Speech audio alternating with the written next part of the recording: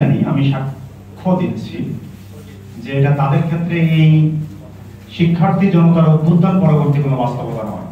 এটা বহুদিন ধরে চলছে এবং আমরা আলাপ করছি এসব নিয়ে অনেকদিন ধরে। এটা যে ঢাকা বিশ্ববিদ্যালয় বলা হয়েছে এটা ভালো হয়েছে। অনেকগুলো প্রোগ্রাম আমরা করেছি এই অঞ্চলে, আপনারা অনেকেই উপস্থিত ছিলেন, যে বিশ্ববিদ্যালয়ের কাঠামো কেমন হবে, আমরা কেমন চাই ইত্যাদি নিয়ে। বিশেষভাবে ঢাকা বিশ্ববিদ্যালয় নিয়ে আলাপ আমি আগে করিনি, মানে এই কিছুদিনের মধ্যে, এই অভ্যুত্থান পরবর্তীকালে। তো সেটা ঢাকা বিশ্ববিদ্যালয়ের আলাপটা করা জরুরি এবং আমার ধারণা ঢাকা বিশ্ববিদ্যালয় নিয়ে আমরা যে আলাপ করব এটা অন্তত জাহাঙ্গীরনগর ইউনিভার্সিটি এবং রাজশাহী ইউনিভার্সিটির ক্ষেত্রে প্রযোজ্য। চিটাগং ইউনিভার্সিটির নাম বলতে পারছি না, কারণ বহুদিন ধরে সংবাদ পাচ্ছি যে চিটাগং ইউনিভার্সিটির অবস্থা আমাদের ইউনিভার্সিটি যেগুলো আছে সেগুলোর চেয়ে খারাপ হয়েছে, এটা সংবাদ পেয়েছি, ফলে এই জন্য নামটা বললাম না। কিন্তু বাকি দুটোর ক্ষেত্রে প্রযোজ্য হবে বলে আমার ধারণা। এখনো এই দুই ইউনিভার্সিটিতে ঢাকা ইউনিভার্সিটির মতো শিক্ষক এবং ছাত্রছাত্রীদের যে স্ট্যান্ডার্ড সেটাতে খানিকটা স্ট্রাকচারাল পরিবর্তন করলে কিছু ভালো ফল পাওয়া যাবে, এরকম আশা করার মতো ব্যাপার আছে। আমি যে বহুদিন ধরে ঢাকা বিশ্ববিদ্যালয় সম্পর্কে করছি, 100 বছর পূর্তির আগে থেকে এখনো চালাচ্ছি, তার মধ্যে কবিত্বের কোনো লক্ষণ নাই। এখানে যারা বক্তব্য দিয়েছেন এরা আমার আগে দুইজন এবং ধারণা পত্রটি উপস্থাপিত হয়েছে, এই তিনটার মধ্যে কবিত্বের কিছু ব্যাপার আছে। মানে একটা ideal condition which is very much necessary. একটা আইডিয়াল কন্ডিশন মাথায় রেখে আলাপ করার একটা প্রবণতা দেখতে পাচ্ছি আছে, এটা খুবই জরুরি। কিন্তু আমি যখন ঢাকা বিশ্ববিদ্যালয় সম্পর্কে আলাপ করি বা বিশ্ববিদ্যালয় সম্পর্কে, আমি এই আইডিয়াল কন্ডিশনটা সাধারণত পরিহার করতে চাই। আমার অবস্থানটাও এই যে ইউনিভার্সিটিগুলো বাংলাদেশের এত নিচে নেমে গেছে যে এটাকে টেনে যদি প্লেন লাইনে তোলা যায় তাহলে অনেক উন্নতি হবে, যথেষ্ট ভালো একটা জায়গায় যাওয়া যাবে, এরকম একটা পজিশন থেকে আমি সবসময় কথা বলি। এবং কথা বলি এই দিক থেকে, আগে যেমন আমি বলতাম যে বাংলাদেশ একটা খারাপ রাষ্ট্র হিসেবে চলছে যখন গত সরকার ছিল, এবং ধরা যাক আমি তখনও বক্তৃতা অনেকবার বলেছি যে খারাপ ছাত্রলীগের কর্তৃত্বে চলছে, তারপরও বিশ্ববিদ্যালয়ের পক্ষে অনেক কিছু করা সম্ভব, যে সে তার মান অনেক উন্নত করতে পারে। এবং সত্যের খাতিরে আমি এটা বলে রাখি যে গত সরকারের আমলেও কিন্তু বিশ্ববিদ্যালয়ের মান উন্নয়নের জন্য কাঠামোগত বেশ কিছু উদ্যোগ নেওয়া হয়েছে। এই কথাটা কিন্তু সত্যের খাতিরে আমাদের বলতে হবে। বেশ কিছু, যেমন এখানে শিক্ষক মূল্যায়নের কথা এসেছে, এটা কিন্তু অলরেডি প্রায় এটা বাস্তবে চলে গিয়েছিল। আপনারা অনেকে জানেন স্টুডেন্টরা, যেটা কিন্তু স্টুডেন্টের ড্যাশবোর্ডে চলে গেছে। তারপরে আমাদের তো এটা মনে রাখতে হবে যে গত ভিসির আগের ভিসি কমার্স ফ্যাকাল্টির 900 কোর্সের ছাত্র ছাত্রীর সংখ্যা 3600 থেকে কমিয়ে একবারে 1200 করে ফেলেছে।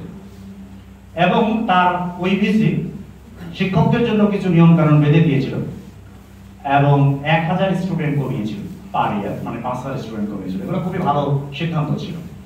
কিন্তু যা হয় সেটা হলো যে খুব রাষ্ট্র যদি বিশ্ববিদ্যালয়ের উপর চেপে বসে, রাজনৈতিক দল যদি চেপে বসে এবং তাদের ছাত্র সংগঠন যদি এখানে অন্য অনেক কিছু করে, তাহলে আসলে সেই উদ্যোগগুলো বাস্তবায়ন করা খুব কঠিন হয়ে পড়ে, সেগুলো কাজে একটা পর্যায়ে পৌঁছা খুব কঠিন হয়ে পড়ে।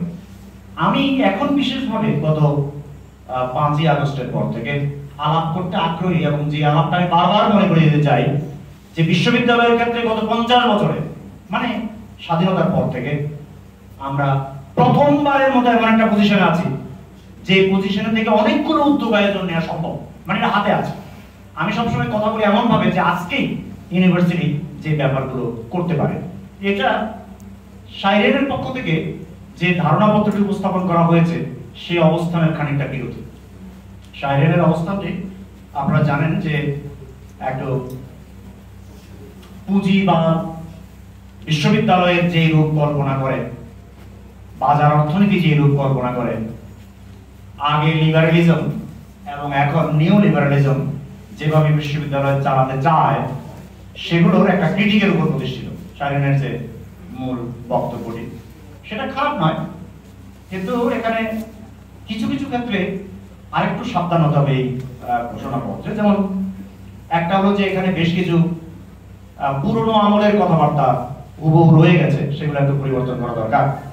সাবধান হওয়া দরকার যেন এগুলো আর ফিরে না আসে।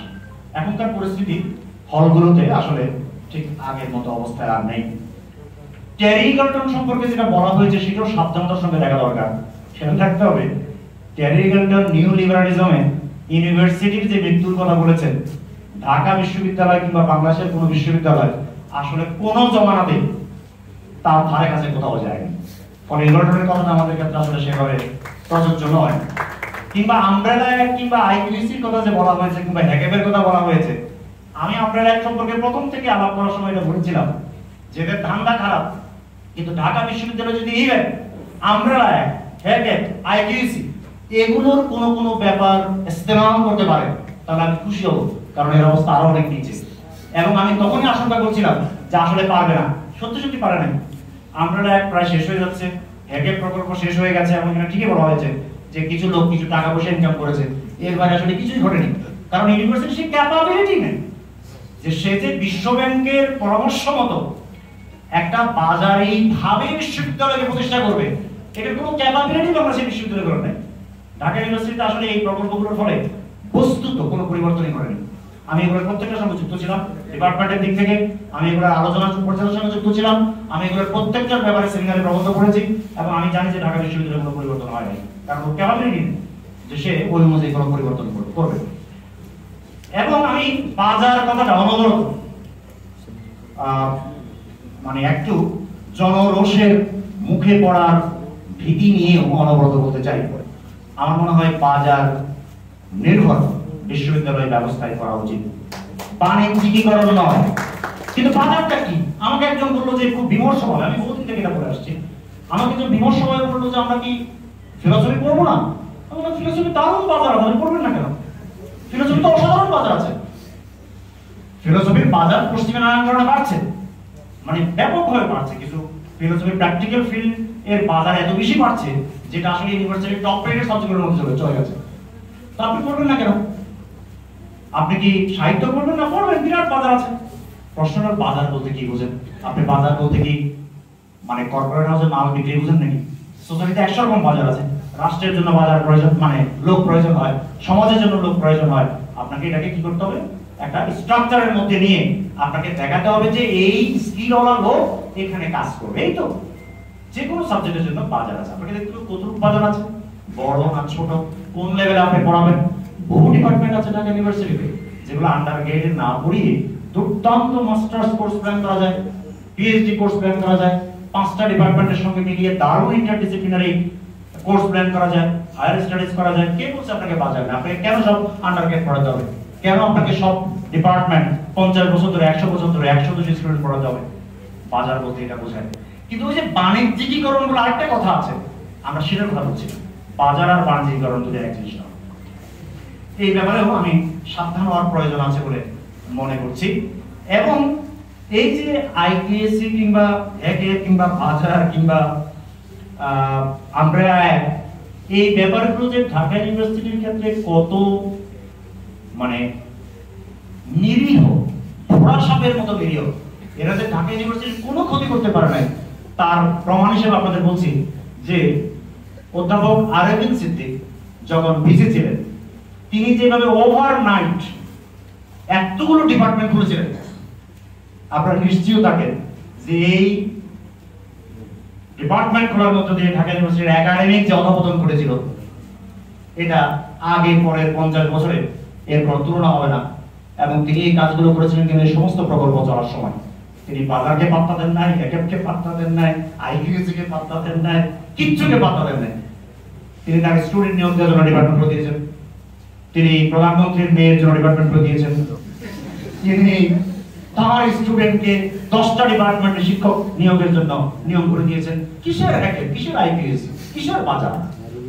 সুতরাং আমরা যখন বাস্তব গ্রাউন্ড থেকে কথা বলবো আমাদের বুঝতে হবে যে আমাদের এখানে ইউনিভার্সিটি আসলে বাজার অনুযায়ী চলছে না, কর্পোরেট অনুযায়ী চলছে না, নিউ ডিপার্টমেন্ট অনুযায়ী চলছে না। কারণ ওই মূলধন নেই, যেগুলো করবে পার্সু করবে ওই মূলধন নাই।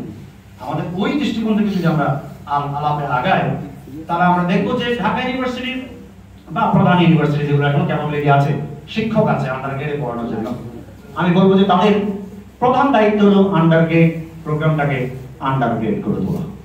আন্ডার গ্রেড করা মানে কি? মানে ডিসিপ্লিনারি জ্ঞান দেওয়া। এখন অনেকে বলে যে এখানে বিসিএস পড়ে কেন? আমি বলেছি ঠিকই করে, তুইন করেছে, তুইনের বক্তব্য একদম ঠিক আছে, কিন্তু আমাদের ছেলেমেয়েরা যে বিসিএস পড়েছে একদম ঠিক আছে, কারণ আমাদের এখানে ডিসিপ্লিনারি পড়াশোনার নামে আসলে একটা বিএ ডিগ্রি দেওয়া হয়। সে কোন ডিসিপ্লিনে পড়ছে এটা কোনো সাস কোনো আসর ওর মধ্যে পড়ে না। এক বিজ্ঞ বিএ ডিগ্রি নেয়, তো ডিগ্রি নিয়ে কি করবে? বিসিএস দিতে ও তো ডিসিপ্লিনারি জ্ঞান অর্জন করে না, সে বাজার সেল করবে না, তাহলে সে বিসিএস দিয়ে ঠিক কাজটি করে। তাহলে আমরা আপনার ইউনিভার্সিটি করতে হলে আপনার এখন যেটা পারেন আপনি, আমি মনে করি যে বাংলাদেশের অন্তত 3টা ইউনিভার্সিটি, তুই একটা প্রজেক্ট ইউনিভার্সিটি থাকতে পারে, আমার অত নলেজ নেই, কিন্তু জাহাঙ্গীরনগর, ঢাকা ইউনিভার্সিটি এবং রাজশাহী সম্পর্কে আমার এই ধারণা আছে এইটুকু যে একটা ভালো আন্ডারগ্রেড প্রোগ্রাম কিন্তু এখানকার যে টিচার আছে, এখানকার যে স্টুডেন্ট আছে, এটা দিয়ে করা সম্ভব। আপনি একটা স্ট্রাকচার চেঞ্জ করবেন।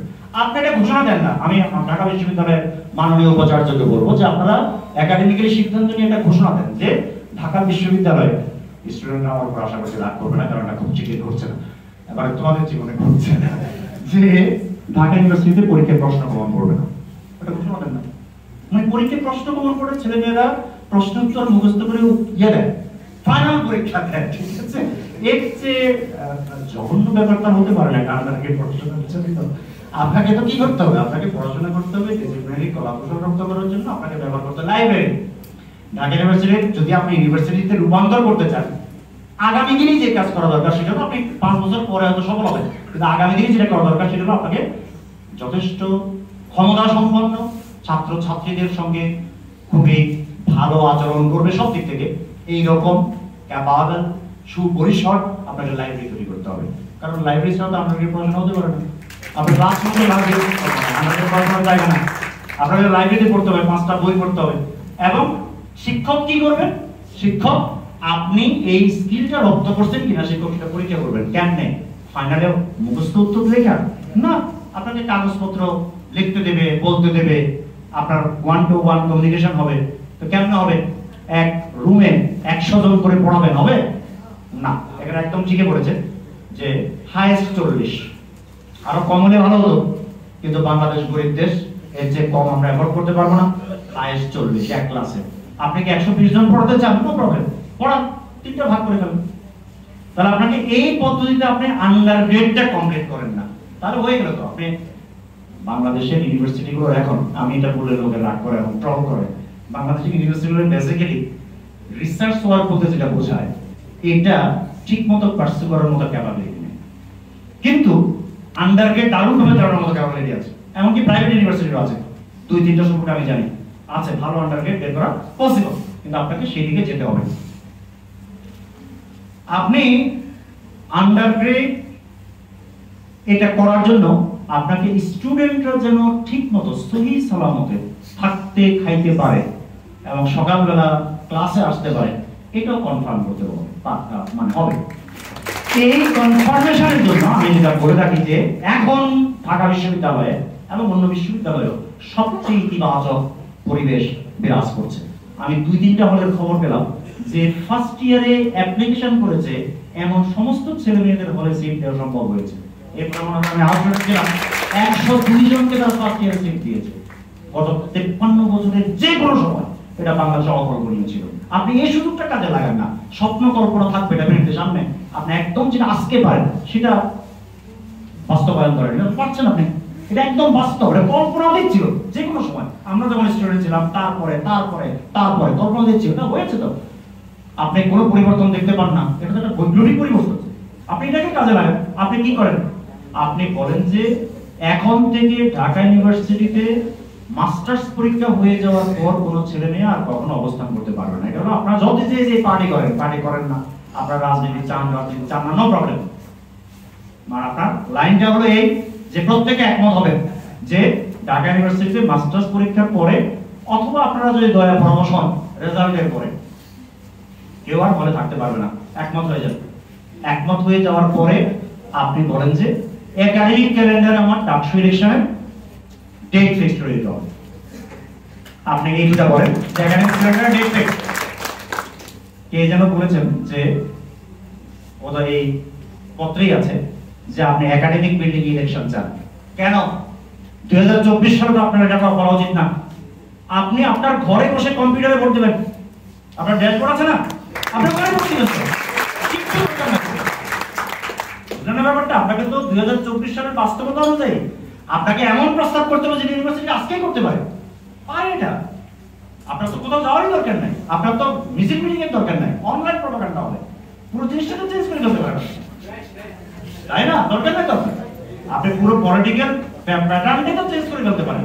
আপনি এই দুটো কাজ করেন, ডাকসু ইলেকশনের ডেট ফিক্স করার জন্য নিশ্চিত করেন ইউনিভার্সিটি কর্তৃপক্ষকে, আর আপনি বলেন যে মাস্টার্স পরীক্ষার পরে আমার এখানে কোনো ছেলে মেয়ে থাকতে পারবে না।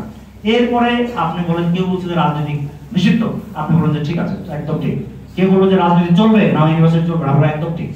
কারণ ওই দুটো জিনিস করার পরে আপনার কিছুই আর আগে বলা থাকে একদম ঠিক হয়ে যাবে। আপনার ইউনিভার্সিটি স্টুডেন্ট ও পাগল ও চুরি করে সব স্টুডেন্ট ওগুলো সব বৈধ। বাইরে একটা স্টুডেন্ট আমরা কিচ্ছু মানবো না, মহাপুরুষ আমরা মানবো না। আপনি এই দুটো জিনিস পারেন, এখন বাস্তবতা আছে, আপনি এটা নিয়ে অগ্রসর হন প্রত্যেকে, তাহলে আপনার পরিস্থিতির আমূল পরিবর্তন করবে। এখানে